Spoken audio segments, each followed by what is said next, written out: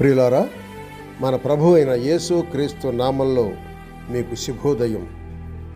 ఆయనను గూర్చి అనుదిన ఆత్మీయ ఆహారం, ఏప్రిల్ 7 సోమవారం. నేటి మన ధ్యాన లేఖనం మార్కు సువార్త 12వ అధ్యాయం 7వ వచనం. అయితే ఆ కాపులు, ఇతడు వారసుడు, ఇతని చంపుదాం రండి, అప్పుడు స్వాస్థ్యము మనదగునని తమలో తాము చెప్పుకొని.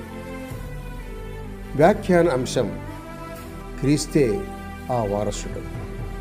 వ్యాఖ్యాన అంశం: క్రీస్తే ఆ వారసుడు. వ్యాఖ్యానం: అయితే క్రూరులైన ఈ కాపులు ఒక సంగతి మర్చిపోయారు. అదేమంటే, దేవుని కుమారుడైన ఈ వారసుడు చనిపోయినా లేక చంపబడినా ఆ స్థితిలో నిలిచిపోడు, మరణం ఆయనను బంధించేందుట అసాధ్యం అనే సంగతి వారికి మరుగైంది. ఆలోచించినట్టే వారు, అనగా ఆ యూదులు, క్రీస్తును సంహరించారు. ఇంతటితో ఆయన సంగతి తీరిపోయెను అని తప్పుగా అనుకున్నారు. వారిదే చాలా పొరపాటు. అపొస్తలుల కార్యముల గ్రంథం 2వ అధ్యాయం 24వ వచనం: విధి చొప్పున మరణమైన క్రీస్తు 3వ దినాన లేపబడి జయముందాడు. వారు చేసిన పాపాన్ని బట్టి ఆ కాపులకు గొప్ప సంహారం ప్రకటించబడింది. అంతేకాదు, మత్తయి సువార్త 22వ అధ్యాయం 7వ వచనం కలిపితే, యజమానుడు వచ్చి వారి పట్టణం తగులబెట్టించినట్టు ఉన్నది.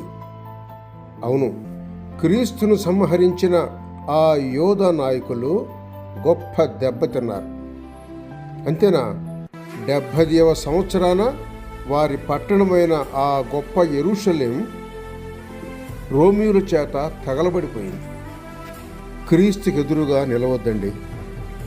ఆయనకు లోబడి మిమ్మును రమ్మంటున్న ఆయన దయగల ఆహ్వానాన్ని ఆలకించి వచ్చి, ఆయన ప్రజలందరి కొరకు క్రూరంగా సంహారమైన దానిలో మీరు కూడా ఆయన రక్తం వలనైన పాప క్షమాపణ నుండి హర్షించండి.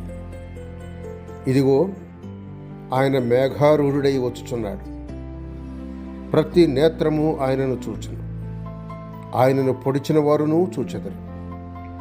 భూజనులందరూ ఆయనను చూచి రొమ్ము కొట్టుకొందరు.